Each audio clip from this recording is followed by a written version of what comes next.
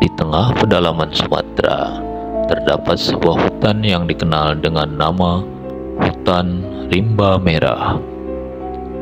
Namanya berasal dari pepohonan yang selalu tampak merah saat senja, seolah-olah dibasahi oleh darah. Tidak ada yang berani memasuki hutan itu, bahkan oleh penduduk sekitar. Banyak kisah menyeramkan yang beredar, dari suara tangisan wanita hingga bayangan-bayangan yang muncul di malam hari. Orang-orang percaya bahwa hutan itu adalah tempat bersemayamnya arwah penasaran dan makhluk gaib yang tak pernah bisa tenang. Namun, rasa penasaran seorang wanita muda bernama Dinda membawa malapetaka. Dinda adalah seorang mahasiswa arkeologi yang sedang melakukan penelitian tentang sejarah kuno di daerah tersebut. Meski sudah diperingatkan oleh penduduk setempat, Dinda tetap nekat masuk ke hutan Rimba Merah bersama dua temannya, Rama dan Eka. Mereka tidak tahu bahwa apa yang akan mereka temukan di dalam hutan akan mengubah hidup mereka selamanya.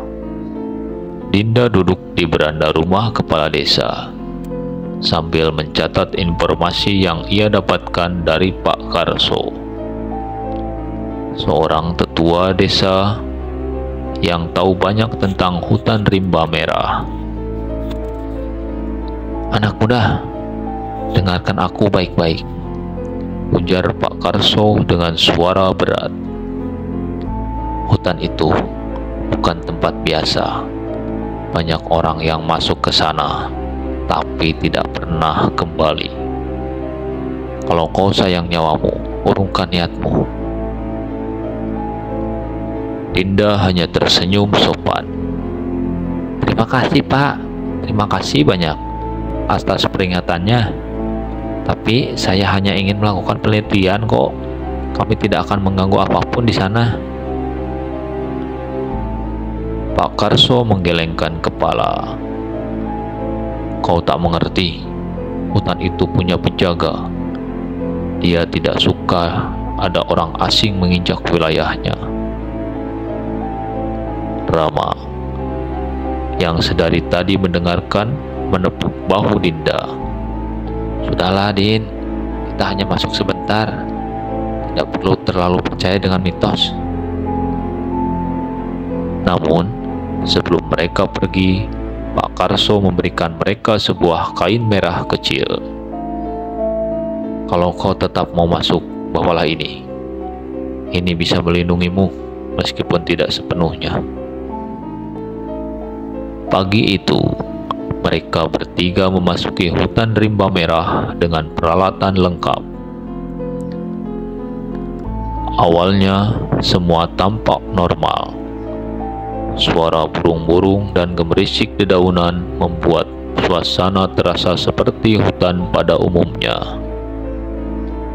Namun, saat matahari mulai condong ke barat, suasana mulai berubah. Pepohonan di sekitar mereka tampak semakin lebat, dan udara menjadi dingin. Tiba-tiba, Eka menunjuk sesuatu di tanah. "Hei, lihat ini! Seperti bekas ukiran atau simbol kuno." Mereka menemukan sebuah batu besar dengan ukiran berbentuk lingkaran dan garis-garis yang rumit. Di tengah lingkaran itu, ada gambar seperti wajah manusia yang sedang menangis. Saat Dinda menyentuh batu itu, angin kencang tiba-tiba menembus, angin kencang tiba-tiba berhembus, membuat mereka merinding. "Kita harus lanjut," kata Dinda. mencoba mengabaikan perasaan tidak nyaman yang mulai muncul. Namun, setelah beberapa langkah, mereka mulai mendengar suara aneh. Suara itu seperti bisikan yang bergaung di telinga mereka. "Keluar dari sini!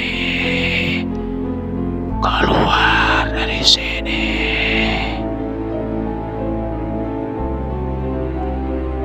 Rama mencoba bercanda untuk menghilangkan ketegangan. "Mungkin itu cuma angin atau suara binatang lah. Jangan paranoid deh." Namun, suasana semakin mencekam. Langit yang sebelumnya biru cerah tiba-tiba berubah menjadi kelabu. Mereka sadar bahwa mereka telah berjalan terlalu jauh.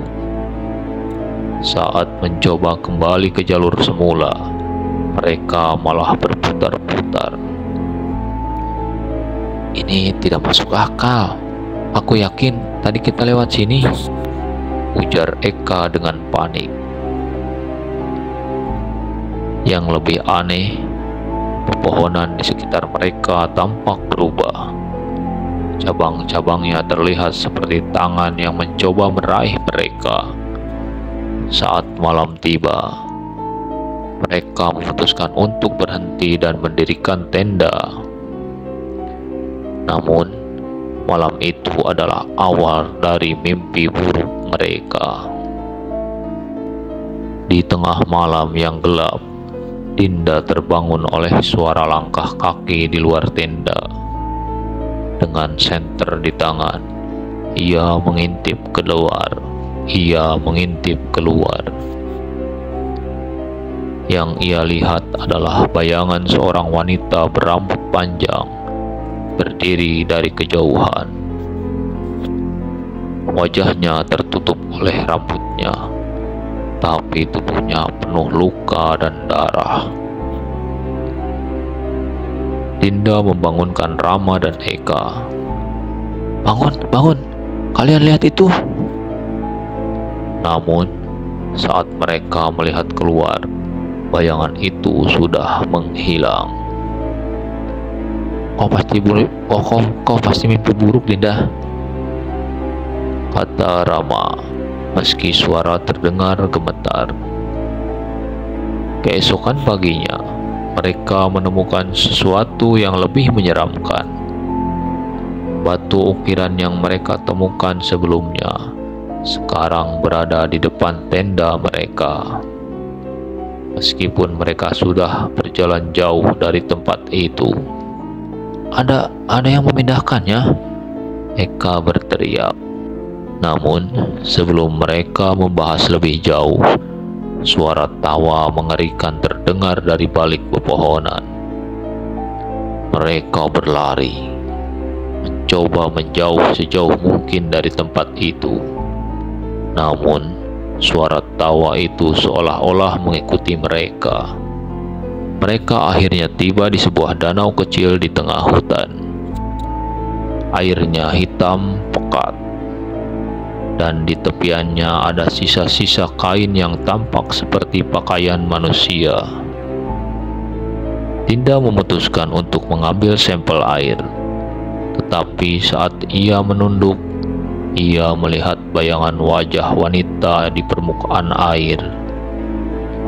"Rama, Eka, kita harus keluar dari sini sekarang juga," teriak Dinda. Namun, saat mereka berbalik, Rama tiba-tiba menghilang. Hanya tasnya yang tertinggal di tanah. Dinda dan Eka terus mencari Rama, tapi yang mereka temukan hanyalah jejak kaki yang mengarah semakin dalam ke hutan. Saat malam kembali datang, mereka menemukan sebuah gubuk tua yang terlihat seperti tempat tinggal seorang dukun. Di dalamnya, mereka menemukan banyak benda aneh, seperti boneka jerami, jimat, dan potret-potret manusia dengan wajah tercoret. Di salah satu sudut gubuk, mereka menemukan catatan yang mengatakan penjaga hutan tidak bisa dilawan. Siapapun yang melanggar wilayahnya akan menjadi bagian dari kutukannya. Saat mereka membaca catatan itu, pintu gubuk tiba-tiba tertutup dengan keras. Suara langkah kaki terdengar di atap, dan tawa itu kembali. Kali ini lebih dekat dan lebih keras. Eka tidak bisa menahan ketakutannya. Ia keluar dari gubuk dan berlari ke dalam kegelapan. Dinda mencoba mengejarnya, tapi ia kehilangan jejak. Kini Dinda sendirian di tengah hutan. Dinda terus berjalan, mencoba mencari jalan keluar. Ia menggunakan kain merah pemberian Pak Karso sebagai penunjuk arah, berharap benda itu bisa melindunginya. Namun, setiap kali ia merasa hampir menemukan jalan keluar, ia kembali ke tempat yang sama. Batu ukiran dengan wajah menangis. Saat Dinda hampir menyerah, bayangan wanita berambut panjang itu muncul lagi. Kali ini lebih dekat. Wajahnya penuh luka dan matanya hitam pekat tanpa bola mata. Wanita itu berbicara dengan suara yang dingin. Kau telah melanggar wilayahku sekarang. Kau adalah milikku. Dinda mencoba melawan, tapi tubuhnya terasa berat. Perlahan, ia merasa seperti ditarik ke dalam tanah. Sebelum semuanya menjadi gelap, ia mendengar suara Rama dan Eka memanggil namanya. Namun, itu hanya gema yang kosong. Beberapa bulan kemudian, penduduk desa menemukan tas dan peralatan penelitian di tepi hutan. Namun, tubuh Dinda, Rama, dan Eka tidak pernah ditemukan. Hutan rimba merah kembali menjadi tempat yang tabu, dan cerita tentang mereka menjadi bagian dari legenda menyeramkan yang terus diceritakan dari generasi ke generasi. Tidak ada yang tahu pasti apa yang terjadi pada mereka.